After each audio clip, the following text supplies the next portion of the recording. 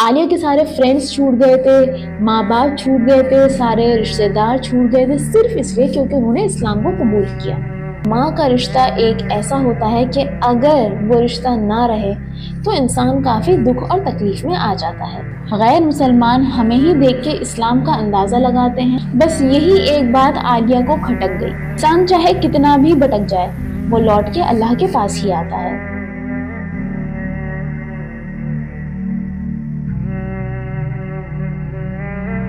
कोई रिश्ता रहे या ना रहे, लेकिन माँ का रिश्ता एक ऐसा होता है कि अगर वो रिश्ता ना रहे तो इंसान काफ़ी दुख और तकलीफ में आ जाता है। कुछ ऐसा ही हुआ है आलिया के साथ। अस्सलाम वालेकुम रहमतुल्लाहि व बरकातुहू and you are watching Alfiya Amin the Sunday show, जहां हम बात करेंगे कि एक लड़की ने जिसका नाम आलिया था, उसने अपनी मदर की वजह से इस्लाम को प्रैक्टिस करना क्यों बंद कर दिया।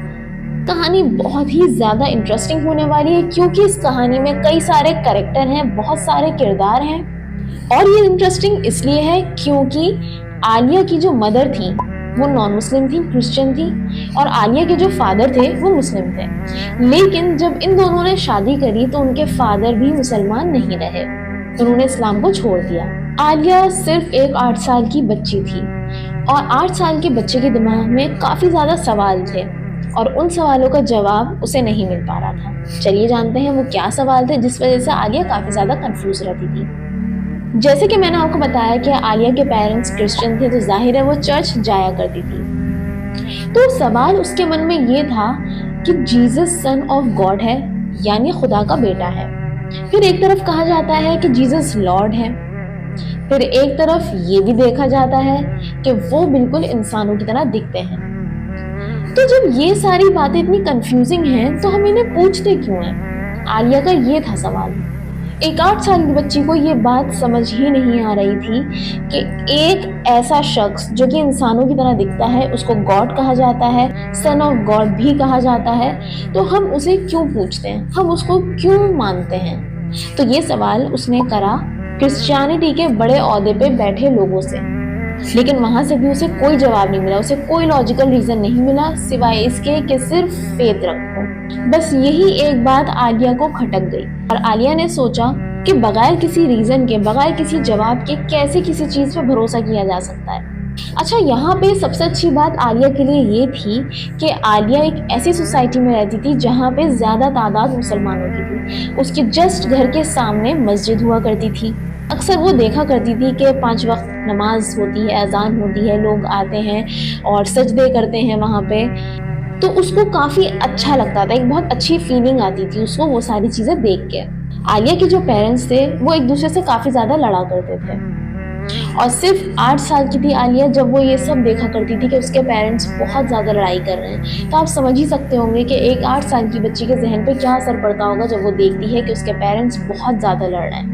लड़ाई इतनी ज़्यादा बढ़ गई एक दिन कि आलिया को काफ़ी उलझन होने लग गई। तो आलिया ने सिर्फ एक ही चीज़ देखी थी अपने घर के सामने, वो ये था कि लोग एक काइंड ऑफ शॉल होती है उसके ऊपर झुक जाते हैं। यानी वो एक 8 साल की बच्ची थी, उसको इतना पता नहीं था कि वो जानामाज होती है और उसको सजदा कहते हैं, लेकिन उसने क्या करा, अपनी मम्मा की शॉल ली, अपने मदर की शॉल ली, उसको बिछाया और उसके ऊपर सजदा कर दिया। उसने सेम वही कॉपी किया जो उसने अपने घर के सामने वाली मस्जिद में देखा और ये करके उसको काफ़ी ज़्यादा अच्छा लगा, काफ़ी ज़्यादा उसको सुकून हासिल हुआ। लेकिन उसे ये नहीं पता था कि वो ये कर क्या रही है, वो बस एक बच्ची होने के नाते कॉपी कर रही थी। तकरीबन 2 साल बाद एक हादसा हुआ। वो ये था कि आलिया जब तकरीबन 10 साल की हुई तो उसकी एक स्कूल मेट थी, उसका एक्सीडेंट हो गया था और वो मुसलमान थी। वो नमाज जनाजा पढ़ना था तो आलिया नमाज जनाजा में शामिल हो गई और उसने अपनी एक फ्रेंड से हिजाब को बोरो कर लिया। तो वो हिजाब पहन के नमाज पढ़ने गई, नमाज जनाजा, और जोहर की नमाज भी पढ़ी। हालांकि उसे पढ़ना नहीं आता था, वो बस कॉपी कर रही थी अपने फ्रेंड्स को देख के। लेकिन वो कॉपी करते वक्त ये सोच रही थी कि कुछ तो ये है जिसमें मुझे काफ़ी सुकून लग रहा है, काफ़ी ज़्यादा अच्छा लग रहा है, लेकिन वो क्या है वो ये नहीं जानती थी। अब यहाँ पे दिल के सुकून की बात हो ही रही है तो जाहिर है मेंटल और इमोशनल सुकून का होना भी बहुत ज़्यादा ज़रूरी है। आलिया का धीरे धीरे इंटरेस्ट इस्लाम को लेके काफ़ी ज़्यादा बढ़ने लगा। आलिया काफ़ी ज़्यादा क्यूरियस होने लग गई कि इस्लाम क्या है, ये नमाज क्या होती है, सजदे में क्यों इतना ज़्यादा सुकून मिलता है। आलिया काफ़ी ज़्यादा क्यूरियस हो गई, वो ये सब जानने के लिए बहुत ज़्यादा एक्साइटेड हो रही थी। वक्त गुजरता गया। जैसे कि मैंने आपको वीडियो की स्टार्टिंग में बताया कि आलिया के जो पेरेंट्स थे वो काफ़ी ज़्यादा लड़ाई किया करते थे।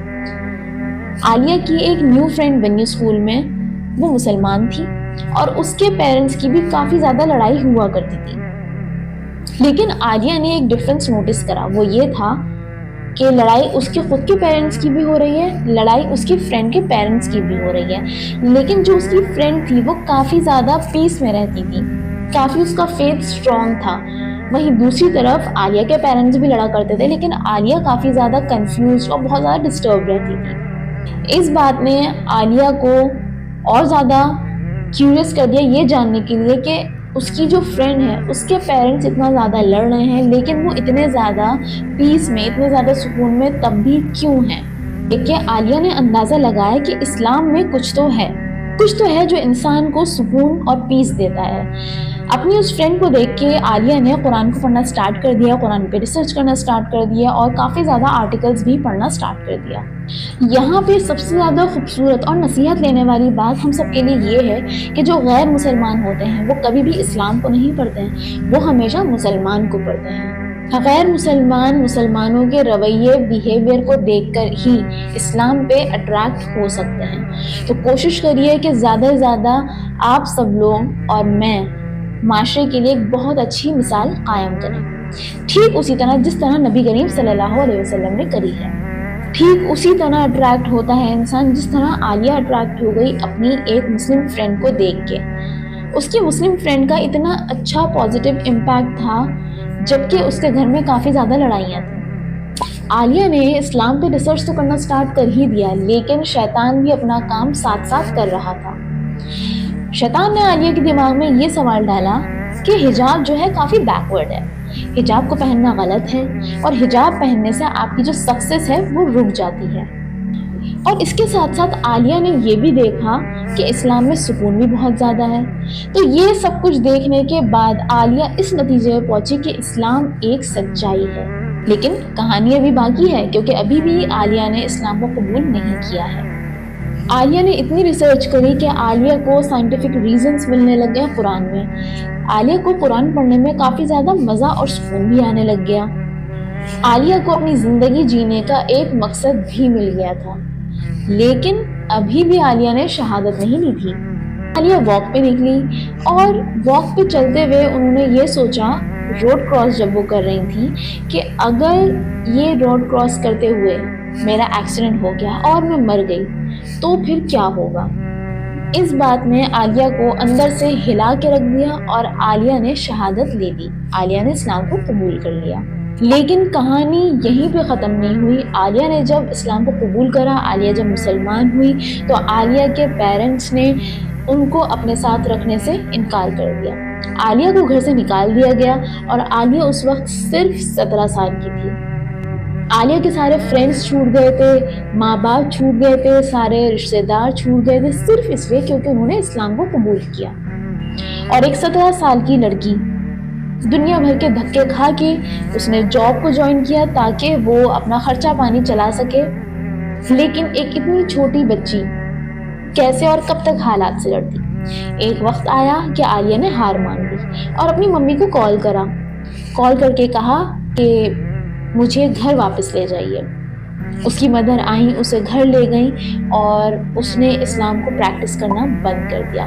हिजाब उतार दिया, नमाज पढ़ना बंद कर दिया, कुरान पढ़ना बंद कर दिया और कम्प्लीटली वही लाइफ जीना स्टार्ट कर दिया जिस तरह वो पहले जिया करती थी जब वो क्रिश्चियन थी। वक्त यूं ही गुजरता गया, आलिया बड़ी होती गई। अपनी स्टडीज़ कंप्लीट करने के बाद आलिया ने बाहर मूव किया और वहाँ पे अपनी जॉब ज्वाइन कर ली। एक नॉर्मल लाइफ आलिया जी रही थी, लेकिन आलिया जानती थी कि ज़िंदगी में सुकून नहीं मिल रहा है, वो काफ़ी ज़्यादा डिस्टर्ब है। और वो ये भी जानती थी ये सब कुछ सिर्फ और सिर्फ दीन और इस्लाम की कमी की वजह से है उसकी ज़िंदगी में। फिर एक दिन ये खालीपन और ये जो सुकून बेसुकूनी थी वो इतनी ज़्यादा बढ़ गई कि आलिया ने किसी की परवाह नहीं करी और सोचा कि नहीं, मुझे इस्लाम पे ही रहना है क्योंकि उसी में ही मेरा दिल का सुकून है। और आलिया ने किसी की भी परवाह नहीं करी और इस्लाम को दोबारा से प्रैक्टिस करना स्टार्ट कर दिया। और आलिया ने इस्लाम को प्रैक्टिस करना शुरू कर दिया।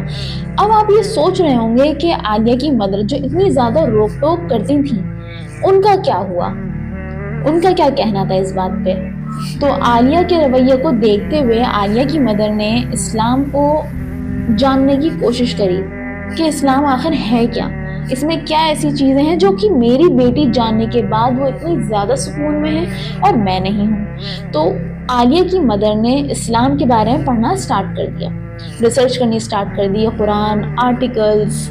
और आलिया की मदर इस्लाम पे रिसर्च करते करते वो भी मुसलमान हो गई, उन्होंने भी इस्लाम को कबूल कर लिया और इस्लाम में दाखिल हो गई। यहाँ पे आलिया की कहानी में दो बहुत बड़ी नसीहत हैं हम सबके लिए, और वो ये है कि गैर मुसलमानों के लिए हम मुसलमान ही नसीहत हैं।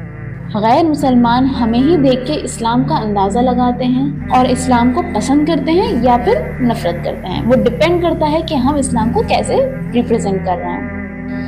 दूसरी सबसे अच्छी बात यह है कि इस्लाम को पढ़ने, समझने और जानने के बाद, इस्लाम की सच्चाई से रूबरू होने के बाद इंसान चाहे कितना भी भटक जाए, वो लौट के अल्लाह के पास ही आता है, क्योंकि इस्लाम ही एक बहुत बड़ी सच्चाई है।